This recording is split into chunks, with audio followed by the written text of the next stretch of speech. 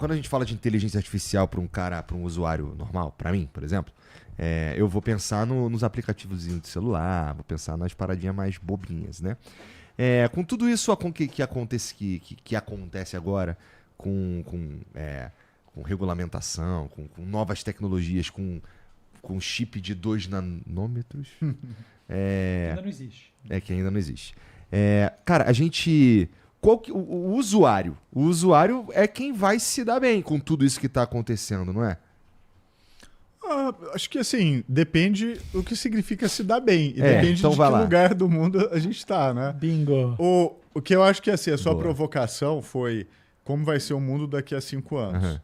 A gente está entrando na era da imprevisibilidade. A gente está navegando águas não navegadas em vários lugares, né? O comportamento dos Estados Unidos é anômalo. Hoje o Trump anunciou tarifa linear de 10% contra tudo e contra todos. E os Estados Unidos não fazem isso desde 1800. E não só isso, tá? O que acontece isso é uma desglobalização.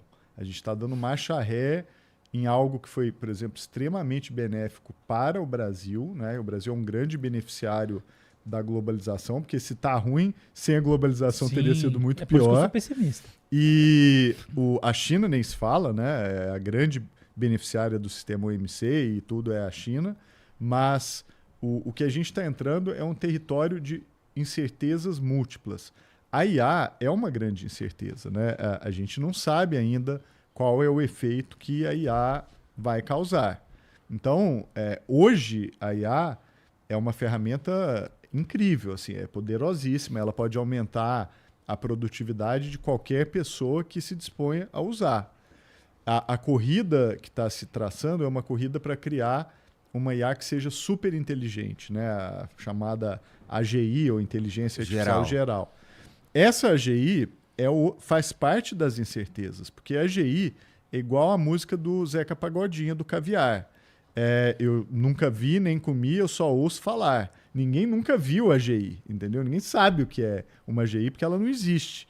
E esse é um problema, porque a AGI... Como se define como vai, para um leigo, um cara que nunca ouviu o que é a AGI, o que você diria? A AGI é o seguinte, é um nível de inteligência que traz autonomia e que ela pode tomar decisões muito complexas, independentemente de um comando ou de instruções que você dá para ela. Uhum. Então, você dá uma tarefa, ela vai dividir aquela tarefa em tarefas menores para ela conseguir Tudo isso teoricamente, a gente alcançar não sabe. o objetivo. É teórico, mas assim, você olha para a OpenAI diz que o objetivo da empresa é a AGI. Uhum. Você olha para a Microsoft, o objetivo da empresa é o AGI. O Satya Nadella deu entrevista 2 semanas atrás falando que a Microsoft está na corrida por AGI. A DeepSeek fala que o objetivo dela é a AGI. Então, tem uma corrida estratégica em direção a algo que a gente não sabe o que é. Agora, a AGI ela pode ser extremamente poderosa, gerar avanços científicos e eficiências jamais vistas do ponto de vista econômico, se ela estiver alinhada com o interesse de nós, seres humanos.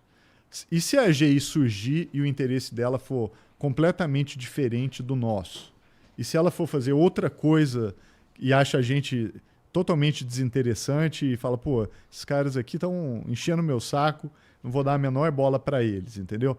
Então, mas a AGI, teoricamente, ainda tem uma outra, vou chamar de evolução, uma outra etapa? Tem, não tem? Tem, mas é assim... Mas vamos lá, fica na AGI. Desculpa por roubar isso. A questão principal é entrar em territórios não navegados. Uhum. A AGI já é um desses territórios. Você pode falar depois de outras questões ainda mais esotéricas. Aliás, nada contra. Vou adorar discutir as questões esotéricas relacionadas a IA, inclusive a fusão de IA com computação quântica, que aí a gente já entra num território limite especulatório, mas que é fascinante. Nossa, esse daí, assim, são 2 tecnologias que a gente não sabe direito. Não, e do ponto de vista de quem gosta de ficção científica, esse é um pano para manga fantástico, tá? Porque aí você pode discutir a convergência entre física e como é que você passa do quântico para o desdobramento de espaço-tempo, né? O que faz, né, o quântico ir para o mundo que a gente vive hoje, que é dentro do espaço-tempo? tem inúmeras teorias que são fascinantes, e se a gente for discutir IA e computação quântica, aí a gente vai chegar num outro lugar que a galera que está em casa vai ficar de cabelo em pé. Não, mas vamos só um pouquinho, vamos, Álvaro, só um pouquinho. Vamos, mas conclui aí. Né? Mas assim, o ponto é, a gente está vivendo 5 anos. numa era de múltiplas incertezas. É muito difícil prever o que vai ser o mundo daqui a 5 anos. Pode ser um mundo em que muitos empregos desapareçam, pode ser um mundo que tem uma revolução educacional em que a gente se aproveite, né, dessas tecnologias, e pode ser um mundo em que a gente tenha um caos, né, uma imprevisibilidade muito difícil da gente lidar. Inclusive, a possibilidade de guerra não está descartada. Tá? Eu, como otimista incurável, né, eu acho que o Brasil vai ter um papel fundamental na inteligência artificial, que é um papel sociológico. Qual que é o papel do Brasil? Num cenário em que o emprego acaba, porque a IA, a AGI, ela vai ser capaz de fazer basicamente tudo que o ser humano faz e melhor, então a gente não precisa trabalhar. O trabalho, ele faz parte da definição da nossa identidade. Você vai conversar com alguém, a pessoa fala, o que você faz? E a maioria dos países, especialmente no Ocidente e hoje boa parte no Oriente, são muito orientados ao trabalho. E você perder o trabalho é uma situação de niilismo muito profunda. Para o Brasil, não. O brasileiro é mestre em utilizar o tempo livre. A gente é muito bom. Deixa o brasileiro com tempo livre, a gente faz o carnaval, a gente compõe música, a gente faz coisas incríveis. Tem nada que deixa nós brasileiros mais felizes do que tempo livre. O tempo livre é uma felicidade para nós.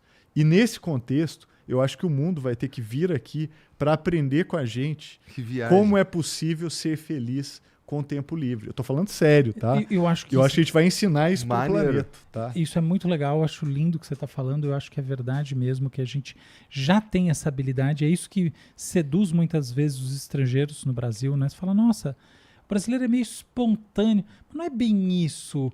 Não é ser espontâneo, o brasileiro sabe usar bem seu tempo livre, no sentido de curtir a vida. Acho que é uma grande verdade, eu acho super legal. Nesse sentido, os mineiros têm muito mérito, sobretudo por causa das cachoeiras, do mato, né? Porque uma das melhores coisas que você pode fazer com o seu tempo livre é fantástico. É se conectar com isso, é lindo. É isso, você tira o trabalho do europeu, depressão. O cara é droga, heroína, o cara entra em espiral. Você tira o trabalho do brasileiro e mantém a capacidade dele de sobreviver e até de ter um dinheiro ali para fazer alguma coisa extra, cara, a gente vai criar coisas incríveis. Eu não tenho a menor dúvida de que o Brasil vai virar o experimento, talvez a reserva de felicidade, de esperança do planeta. Nossa, assim, eu nunca tinha muito pensado importante. nisso, cara. Vou te dar um exemplo concreto, tá? Já que a gente está viajando aqui. O X foi tirado do ar, né, no Brasil. A briga do Supremo com o Elon Musk.